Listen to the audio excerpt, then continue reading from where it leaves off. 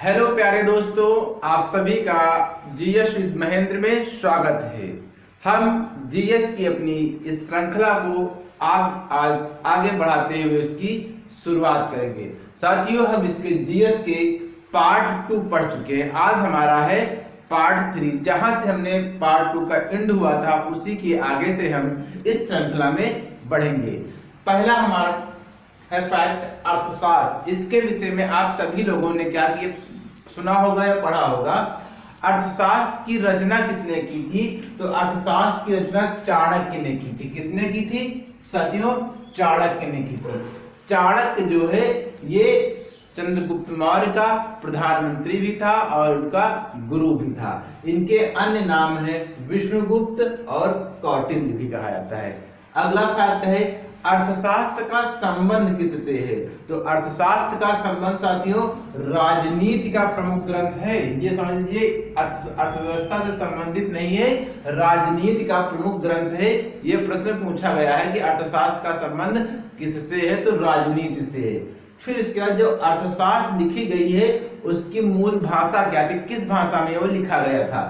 ये लिखा गया था संस्कृत भाषा में साथियों लिखा गया था। ठीक है, इसमें जो है कृषि न्याय व्यवस्था के विषय में भी जिक्र मिलता है साथियों। फिर आगे चलते हैं, इसमें क्या है जो मौर्य वंश यानी चंद्रगुप्त मौर्य ने मौर्य वंश की स्थापना की थी उसके विषय में इससे जानकारी मिलती है।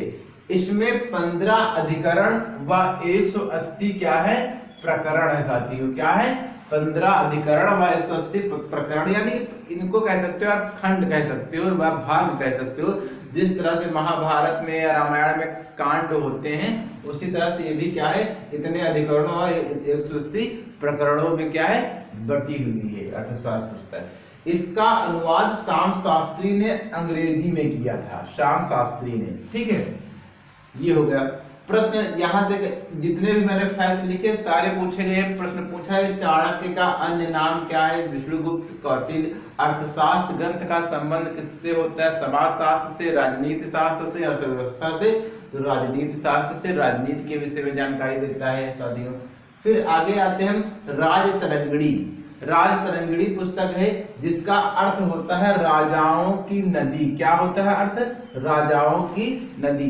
इसके रचनाकार कौन है? कल्हड़ है। कौन है साथियों? कल्हड़।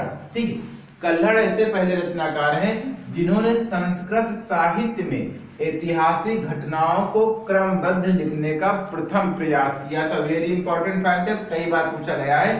पहली चीज तो यह पूछा है कि राजतरंगिणी के लेखक कल्हड़ है। और फिर ये भी प्रश्न पूछा गया है कि संस्कृत साहित्य में ऐतिहासिक घटनाओं को क्रमबद्ध लिखने का प्रथम प्रयास किसने किया था? कल्हड़ ने किया था।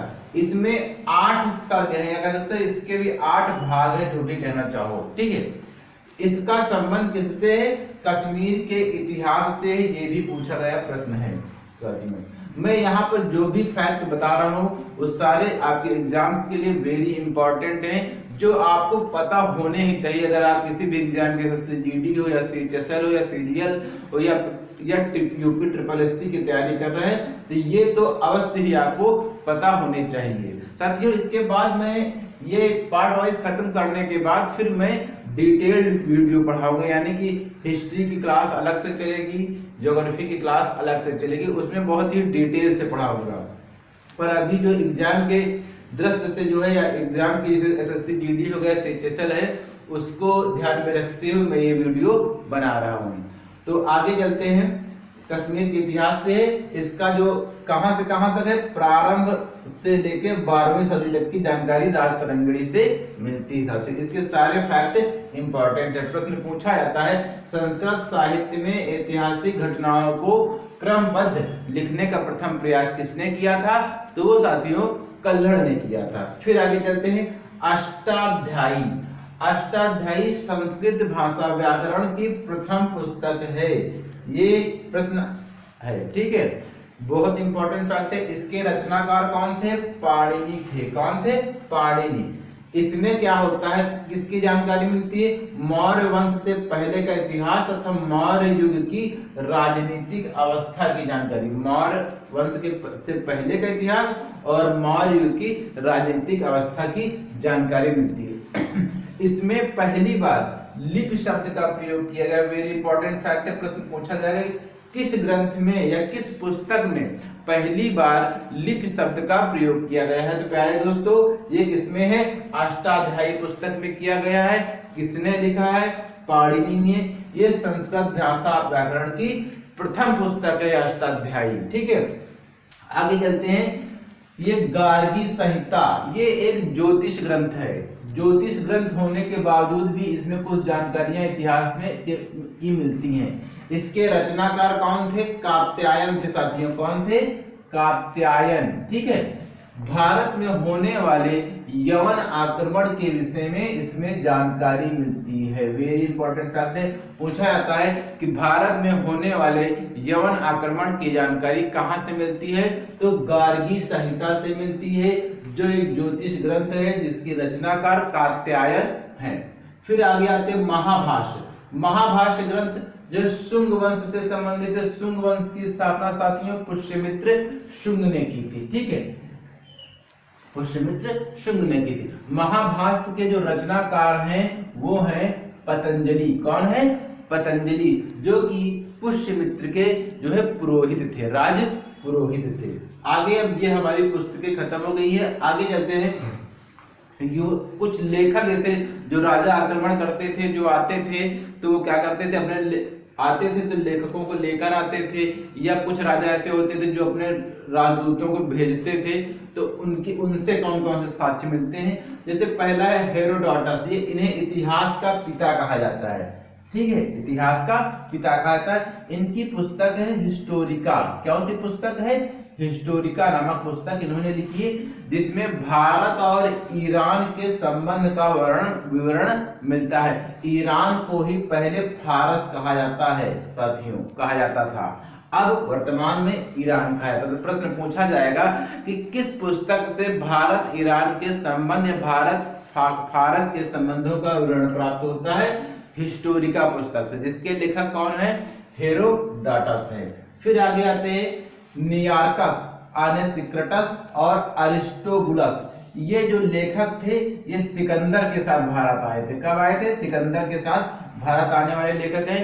इनका विवरण भी प्रमाणित है। प्रश्न अब यहाँ से क्या प्रश्न बनता है, यहाँ से प्रश्न ये बनता है कि सिकंदर के साथ पूछेगा कि निम्न में से कौन सा सिकंदर के साथ कौन सा लेखक आया था। ठीक है, या 3 दे देगा, एक चौथा ऑप्शन दे देगा, प्रश्न पूछेगा निम्न में से कौन सा लेखक सिकंदर के साथ नहीं आया था, ऐसे करके। ठीक है, फिर आते हैं मेगास्थनीज। ये कई बार परीक्षाओं में पूछा गया है।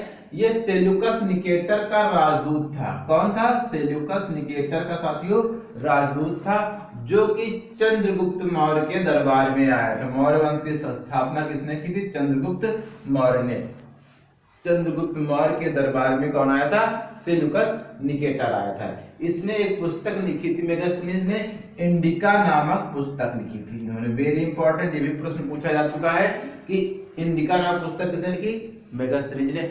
इंडिका नामक पुस्तक से मौर्य युग के समाज एवं संस्कृत के विषय में क्या होता है, जानकारी हमें प्राप्त होती है साथियों। ठीक है, फिर आगे आते हैं डाइमेकस। डाइमेकस साथियों एंटियोकस का राजदूत था। एंटियोकस राजा थे कहां के, सीरिया के। ठीक है, वहां के राजा थे और उनका राजदूत था ये डाइमेकस। ये बिंदुसार के दरबार में आया था साथियों। ठीक है, फिर अगला है डायोनिसियस। टालमी फिलाडेल्फस के राजदूत थे। टालमी फिलाडेल्फस के राजदूत थे।